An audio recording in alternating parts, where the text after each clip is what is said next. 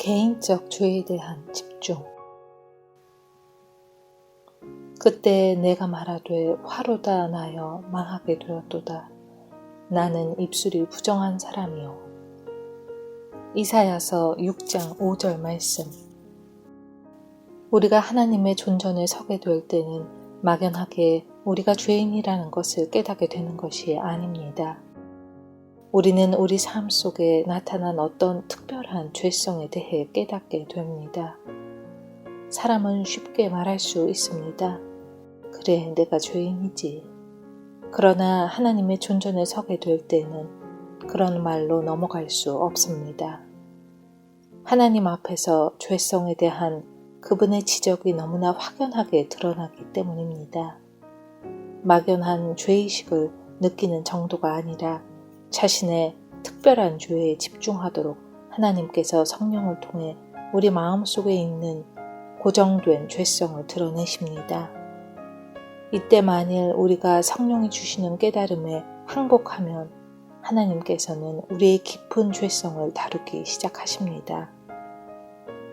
하나님은 우리가 주의 존전을 의식할 때마다 언제나 이러한 방법으로 우리를 다루십니다.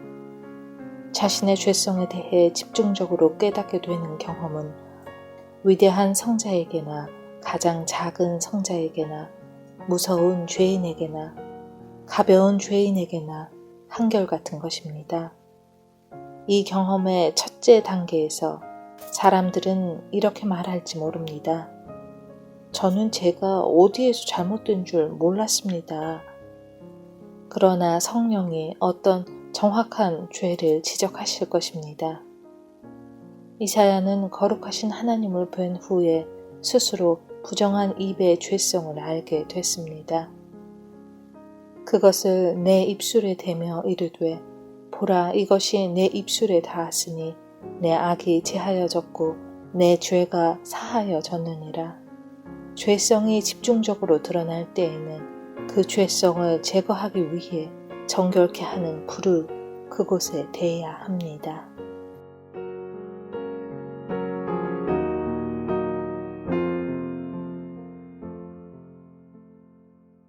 염려와 짜증이 죄에 이릅니다.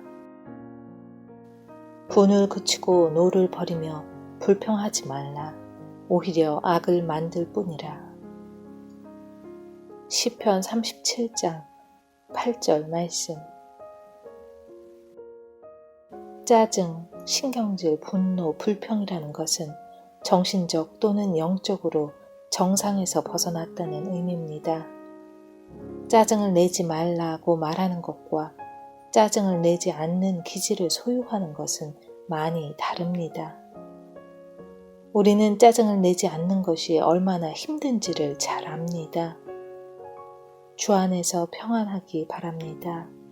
안정이 올 때까지 주 안에서 참고 기다리십시오 라고 말하는 것은 아주 쉽습니다. 그러나 모든 사람들이 그렇듯이 우리가 살아가면서 혼란과 역경 속에서 참으로 주 안에서 안식하는 것은 어렵습니다. 이렇게 하지 말라는 것이 뜻대로 되지 않는다면 사실 어떤 것도 제대로 되지 않습니다. 이렇게 하지 말라는 평안할 때나 좌절의 상황에서나 동일하게 적용돼야 하는 말입니다. 또한 만일 어떤 특별한 상황에서 이렇게 하지 말라가 적용되지 않는다면 다른 경우에 있어서도 마찬가지입니다. 따라서 주 안에서 평안을 얻는 것은 환경에 의한 것이 전혀 아님을 알아야 합니다. 그 평안은 오직 하나님 자신과 우리와의 관계에 달려 있습니다. 짜증을 내며 신경질을 내는 것은 언제나 죄와 연결됩니다. 우리는 약간의 걱정과 근심은 지혜로운 것이라고 생각하지만 사실 그것은 우리가 얼마나 악한지를 말해줍니다. 짜증은 바로 자기 마음대로 하겠다는 의지에서 오는 것이기 때문입니다. 주님은 한 번도 걱정하거나 근심한 적이 없으셨습니다. 그 이유는 그분이 이 땅에 자신의 뜻이나 포부를 구현하러 오신 것이 아니기 때문입니다. 그분은 하나님의 뜻을 실현하기 위해 오셨습니다. 그러므로 우리가 하나님의 자녀라고 하면서 짜증, 걱정, 신경질, 염려 등을 낸다면 이는 악한 것입니다. 지금 나의 상황은 하나님께서 해결하시기에도 벅찰 것이라는 아주 어리석은 생각을 한 적은 없습니까? 모든 어리석은 생각은 다 접고 전능자의 그늘에 머무십시오. 그리고 의도적으로 하나님께 말씀하십시오. 그 어떤 것에 대해서도 염려하지 않으며 짜증내지 않겠습니다. 우리의 모든 염려와 신경질은 하나님을 고려하지 않기에 발생되는 문제들입니다.